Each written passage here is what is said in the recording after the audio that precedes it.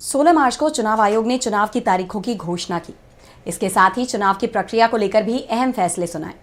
आयोग ने बताया कि लोकसभा चुनाव 7 चरणों में कराए जाएंगे, जिसे लेकर विपक्षी दलों में चर्चाएं शुरू हो गई।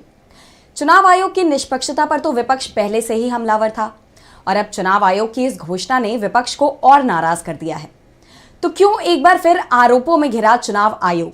जानने के लिए देखिए ये रिपोर्ट। चुनाव की तारीखों का ऐलान हो चुका है, चुनाव की प्रक्रिया का ब्लूप्रिंट जारी हो चुका है, लेकिन चुनाव आयोग की घोषणा के बाद राजनीतिक गलियारों में आरोपों के सिलसिले भी तेज हो गए हैं। बीते दिन मुख्य चुनाव आयुक्त राजीव कुमार ने चुनाव की तारीखों के ऐलान के साथ ही चुनाव की प्रक्रिया को लेकर भी जानकारी दी। राजीव कुमार ने बताया कि इस बार के लोकसभा चुनाव 7 चरणों में कराए जाएंगे। 19 अप्रैल को पहले चरण की वोटिंग होगी और 1 जून को 7वें चरण के लिए मतदान होगा। पहली वोटिंग के ठीक 46 दिन बाद 4 जून को नतीजे आएंगे। उनकी इस घोषणा के बाद विपक्ष एक बार फिर चुनाव आयोग पर हमलावर है। चुनाव आयोग की निष्पक्षता को लेकर विपक्ष पहले से ही सवाल उठाते आया है। चुनाव आयुक्तों की नियुक्ति से लेकर ईवीएम के जरिए मतदान करने तक और 7 चरणों में चुनाव कराने के फैसले से भी विपक्ष के नेता असहज नजर आ रहे हैं। कांग्रेस अध्यक्ष मल्लिकार्जुन खड़गे ने चुनाव आयोग के फैसले पर अपना विरोध दर्ज कराते हुए कहा कि यह चुनाव 3 से 4 फेज में हो सकते थे। 7 फेज का मतलब है कि मोदी को पूरे देश में घूमना है। उन्होंने कहा, मैंने 12 इलेक्शन लड़े हैं, लेकिन कोई भी 46 दिन तक नहीं चला।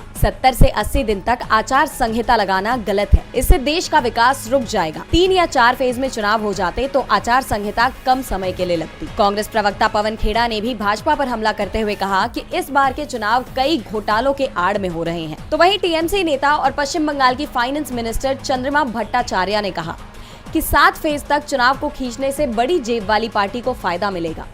उनका सीधा निशाना भाजपा पर साफ नजर आया। विपक्ष का आरोप है कि चुनाव आयोग ने चुनाव के शेड्यूल में इतना गैप देकर पीएम मोदी को सभाएं करने का अवसर देने की कोशिश की है। कांग्रेस के बैंक अकाउंट पर तो आईटी की कार्रवाई चल रही है, लेकिन भाजपा को ना तो चंदे की कमी है, ना ही प्रचार के लिए वक्त।